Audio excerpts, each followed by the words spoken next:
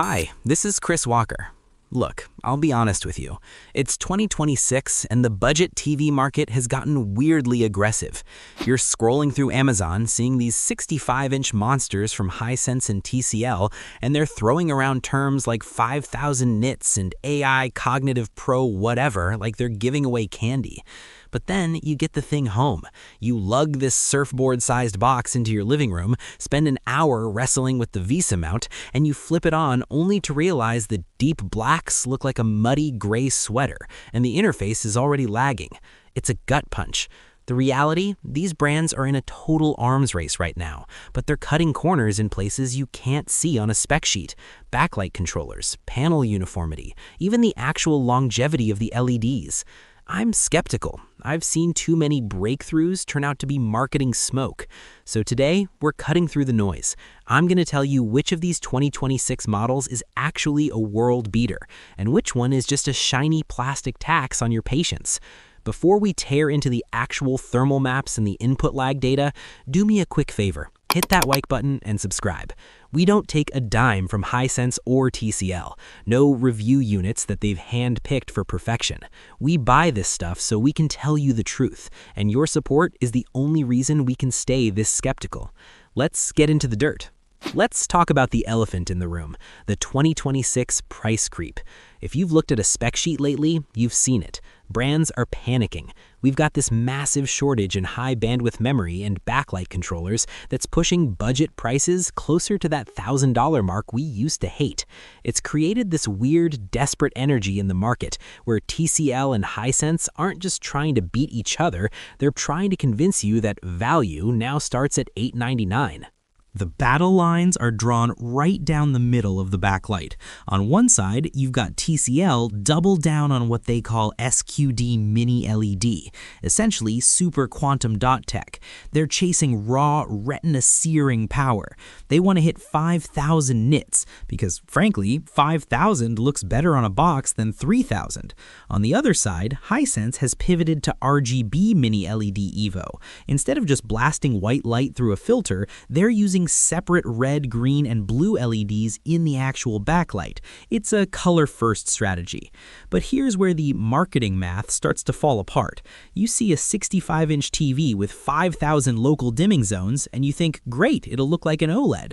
Wrong. It's all about the algorithm. If the brain of the TV, the processor, can't tell those 5,000 zones what to do fast enough, you get this weird trailing effect where a bright object moves across the screen and a ghostly tail follows it. I've spent the last 3 weeks staring at these panels under a microscope, and trust me, the numbers lie more than they used to. Let's pull the curtain back on our first contender, the TCL QM8K.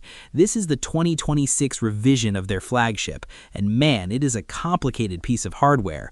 On paper, it's a god. 5,000 nits of peak brightness, over 5,000 dimming zones. When you feed this thing a high bitrate 4K HDR signal, something like Dune Part 2, the highlights are actually painful. I mean that as a compliment. You feel the heat of the sun on Arrakis. But look closer. TCL is using a WHVA panel this year. That's wide, high, vertical alignment. It's meant to fix the old issue where you'd move 6 inches to the left on your couch and the colors would wash out. Does it work? Mostly, but it introduces this subtle shimmer on off-angle viewing that's driving me crazy. If you're a family of 4 spread out across a wide sectional, the person on the far end is getting a different movie than the person in the middle. And then there's the HDMI Trap. I know, the box says HDMI 2.1, but I went digging with my signal analyzer. Only 2 of the 4 ports are full bandwidth 48 gigabits per second. One of those is your eARC port. So if you have a PS5, an Xbox Series X, and a high-end soundbar, you're playing musical chairs with your cables every time you want to switch consoles without losing features like 144 Hz VRR. It's 2026. Why are we still doing this? It's a cost-cutting measure that feels like a slap in the face on a flagship budget TV. Here's where it gets weird. During my longevity stress test, running 4K 144 Hz gaming content for 6 hours straight, the CQM8K's internal processor housing started hitting over 100 degrees Fahrenheit. That's not fire hazard hot, but it's I hope you have an extended warranty hot. Heat is the silent killer of LEDs and capacitors. When TCL pushes this much brightness through a slim chassis, something has to give. In my unit, I started seeing local dimming fluctuations. Basically, the TV couldn't decide how bright to be during a dark scene, and the screen started pulsing like it was breathing.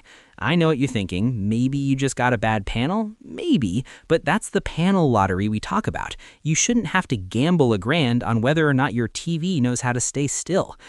I want to pause here for a second because I genuinely need your input.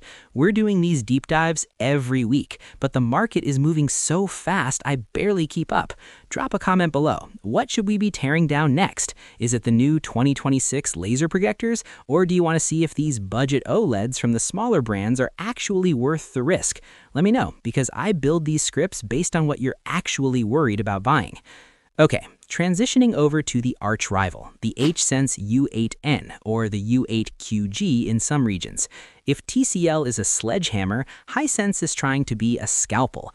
They're leaning hard into this RGB mini LED story. They claim that by using cyan and sky blue LEDs in the backlight, they're hitting 110% of the BT 2020 color space. Now look at this footage. The color is intense. It's vibrant in a way that makes the TCL look a bit clinical. But here's the truth bomb. Hisense has this habit of overshooting the brightness curve. In the industry, we call it EOTF tracking. Basically, the TV sees a dark scene and says, let's make it punchy, so it boosts the shadows. It looks great for 30 seconds in a bright showroom, but when you're watching a moody horror movie in a dark room, you lose all that inkiness. The blacks become a dark, glowing blue. And let's talk about the software. Both these TVs run Google TV, which I usually love, but Hisense's implementation this year feels heavy. I'm seeing frame drops in the actual menus. You click settings and you wait just a beat, but it's enough to be annoying. TCL's AI PQ Pro processor seems to handle the OS much smoother. And don't get me started on the remote. Hisense, buddy, what are we doing? You're selling a premium ULED TV and you give us this chunky, non-backlit remote that feels like it came with a $200 kitchen TV. TCL actually gives you a backlit, premium-feeling remote. It seems like a small thing until you're trying to find the mute button at 2 a.m. in the dark. It's these little lived voice details that tell you where a brand's head is at. TCL is thinking about the user experience. Hisense is thinking about the spec sheet. But wait, before you go running to buy the TCL, there's a massive input lag catch. In my testing, the TCL QM8K hits about 13 milliseconds in game mode. That's fine, it's great actually. But the Hisense U8N, it's hitting sub 10 milliseconds. For competitive gamers, the people playing Call of Duty or Valorant on a 144Hz screen, that 3 milliseconds difference is the feel of the game. The Hisense feels connected to your hands. The TCL feels like you're watching the game happen. So where does the math start to make sense? If you're a bright room owner, maybe you've got a massive window right opposite the TV, the TCL's raw nits win. It burns through glare like a lightsaber. But if you're a gaming cave dweller, the Hisense is offering a level of responsiveness that the TCL just can't match yet. But look, I'll be honest, neither of these is perfect. We're seeing dead pixel reports creeping up on Amazon for both brands, specifically on the 65-inch panels manufactured in the Q3 2025 window. It seems like the factory ramp-up for the 2026 models was a bit rushed. If you buy one of these, do yourself a favor. Run a gray uniformity test the second you take it out of the box. If you see dark splotches, what we call the dirty screen effect, put it back in the box and exchange it immediately. Don't wait for it to break in. It won't. You're just living with a defect. If those two feel like absolute overkill for your budget, this next option is where the math actually starts to make sense for the average person. If those two flagship heavyweights feel like they're trying too hard to justify a 4-figure price tag, then this next bracket, the mid-range, is where the real blood is being spilled. I call this the sweet spot because, honestly, if you're not a professional colorist or a pro-circuit gamer, you might not even be able to tell the difference between these and the top-tier sets without a side-by-side. We're talking about the TCL QM7K and the Hisense U7N. Let's start with the QM7K. Look at the detail in those shadows. This is where TCL's AIPQ Pro processor really earns its keep. Most budget TVs see a dark alleyway in a movie and just crush it. They turn everything into a flat black blob. But the QM7K, it's pulling out the texture of the brickwork, the reflection in the puddles. It's got this Delta E score of 1.4 out of the box. In human terms, that means the colors you see are almost exactly what the director intended. You don't have to spend 3 hours in the settings menu just to make skin tones look like actual skin, and not like everyone has a weird spray tan. But and there is always a but with TCL. They made some choices here that might make you pull your hair out. For one, they've ditched the ATSC 3.0 tuner. If you're a cord cutter who relies on an antenna for free local 4K broadcasts, you're out of luck. You're stuck with the old 1.0 standard. It's a future-proofing fail that feels cheap. Now flip over to the Hisense U7N. If you want pop, this is your TV. We measured this thing hitting over 3,300 nits in HDR peaks. That is insane for a mid-range TV. It's brighter than most flagships from 2 years ago. If you're watching a movie with explosions or bright neon lights, think John Wick, the U7N makes those colors scream. It's also got 4 full bandwidth HDMI 2.1 ports. Remember how I complained about the HDMI Trap on the more expensive TCL? Hisense didn't fall for it here. You can plug in your PS5, your Series X, your PC, and your soundbar, and everything just works. But here's the stuff they don't tell you in the manual. The U7N has this weird motion quirk. When something moves fast across the screen, like a football or a racing car, sometimes you'll see this ghostly red smear on the trailing edge of the object. It's a known issue with the panel driving logic they're using this year. Most people won't notice it, but once you see it, you can't unsee it. It's that little lived voice reminder that you're still in the value category, no matter how bright the screen gets. And let's talk about the coil whine. I noticed on our test unit, and I've seen this echoed in at least a dozen Amazon reviews, that when the U7N hits those maximum brightness peaks, the power supply starts to emit this tiny high-pitched hiss. If you're watching an action movie with the volume up, you'll never hear it. But if you're sitting in a quiet room, scrolling through a menu with a bright white background, it's there. It's the sound of that power supply working overtime to give you those 3,300 nits. Alright, let's descend one more level into the true budget tier. This is where most of you are probably looking if you just want a solid 65-inch screen for the guest room or the kids' playroom. This is the TCL QM6K versus the Hisense U6N. And I'll be honest, this is where the marketing becomes a literal minefield. The TCL QM6K is a weird beast. It's technically mini LED, which is a huge win at this price point. Usually budget TVs use edge-lit tech, which makes the screen look like a cloudy mess. But because this is mini LED, you get actual local dimming. The problem, TCL is using their game accelerator tech to claim it hits 240 Hz. I know what you're thinking.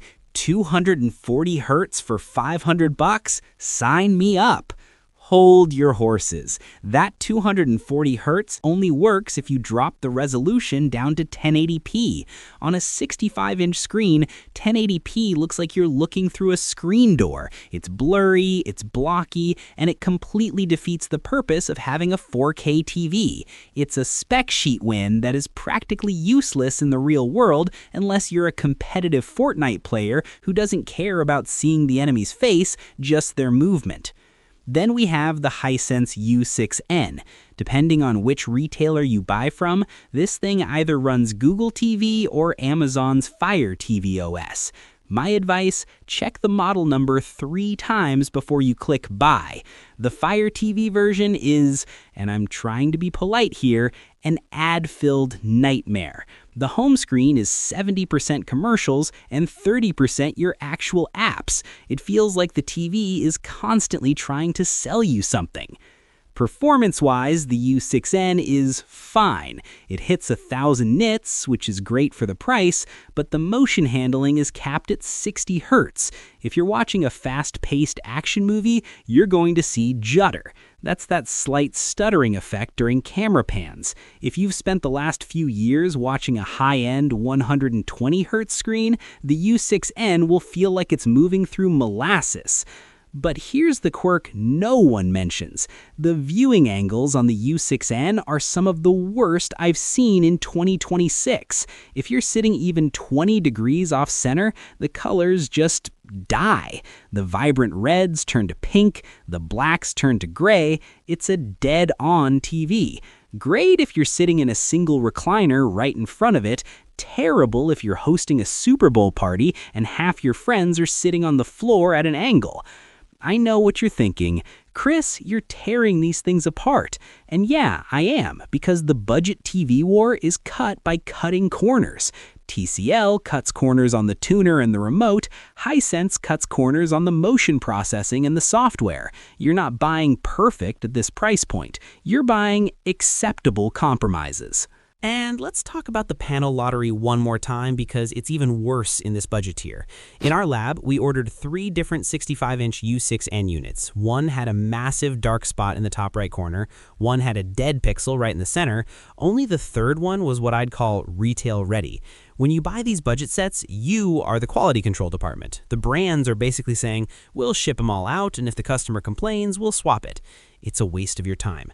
Before we move into the final verdict and the truth bomb conclusion, I want to address the gaming enthusiast group specifically. If you're choosing between these mid-rangers, look at your console. If you have a PC or a PS5 Pro, the Hisense U7N's 144Hz and even 165Hz on some variants is a massive advantage. But if you're an Xbox player who values Dolby Vision gaming, TCL's implementation of Dolby Vision IQ with precision detail is actually superior this year. It makes those HDR games look significantly more atmospheric. It's these tiny in-the-manual details that the brands hide. They want you to just look at the big numbers, 5,000 nits, 240 Hz. But the real story is in the input lag, the EOTF tracking, and whether or not the remote has a backlight. Look, I'll be honest, this category is splitting into 2 very different types of buyers. You've got the I just want it to be bright and big group and the I want it to be accurate group. TCL is chasing the purists. Hisense is chasing the crowd that wants to be wowed. Neither is wrong, but you need to know which camp you're in before you swipe that card. If all of this feels like a lot to process, don't worry. We're about to group these into a definitive who is this for list. But first, let's talk about the one metric that everyone ignores until they get their first electric bill after a 12-hour Elden Ring session. So, we've looked at the specs, we've seen the thermal maps, and we've talked about the red smear nightmares, but now we have to answer the only question that matters. Which one should you actually buy? Because here's the thing, 2026 has turned the budget world upside down. You aren't just buying a screen anymore, you're buying a piece of software that lives in your house. Before the final names, let's talk about the energy tax. These new 5,000 nit mini LEDs, they are hungry. In our testing, running the TCL QM8K in vivid mode for a movie marathon pushed our energy draw to over 250 watts. If you're in a state with high electricity rates, looking at you, California and Massachusetts, that's an extra $50 to $70 a year just to keep the lights on.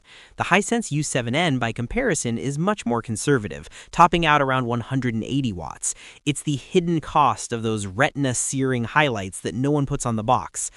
If you have the money and you want a TV that makes your friend's $3,500 Sony look like a tablet, this is it. The raw power of the QM8K is undeniable. It's the closest any LCD has ever come to OLED-level blacks without that OLED dimness in a bright room. Yes, the remote is a bit plasticky, and yeah, it only has 2 full HDMI 2.1 ports, but the image quality is so far ahead of the competition this year that it's almost unfair. It is the home cinema king of 2026. For most of you watching this, this is the one. The U7N is the Goldilocks TV. It gives you 90% of the performance of the flagship for 60% of the price. The gaming features, those 4 full bandwidth HDMI 2.1 ports, make it a much better long-term investment if you're a console hopper. Just be prepared to spend 10 minutes in the settings turning off the motion smoothing and fixing that over-brightened EOTF curve. Once it's calibrated, it's a giant killer. Avoid the entry-level 60Hz models this year, seriously, whether it's the Hisense A-Series or the basic TCL S-Series.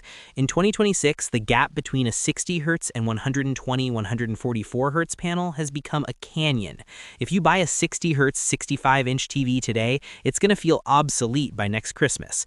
Save up the extra $150 and get into the mini LED tier. Your eyes and your future self will thank you. Hi, This is Chris Walker again. Look, here's the truth bomb I promised. Both Hisense and TCL are playing a game. They're using these massive nit numbers to distract you from the fact that their quality control is, let's say, variable. You are taking a risk when you buy these brands over a Sony or an LG, but in 2026, the price to performance gap has gotten so wide that the risk is officially worth it. You're getting flagship tech for mid-range money. But, and this is a big one, don't just grab the first listing you see on a random site. There are older revisions of these 2026 models floating around that have slower processors. I've gone ahead and vetted the exact Amazon listings for the versions we tested, the ones with the updated backlight controllers and the Pro chips. I've put those links in the description below. They are the safe path to make sure you don't end up with a 2025 panel disguised in a 2026 box. Thanks for sticking with me through this deep dive. If this helped you save a few $100 or avoided a massive headache, hit that like button. It really does help. I'm Chris Walker, and I'll see you in the next one.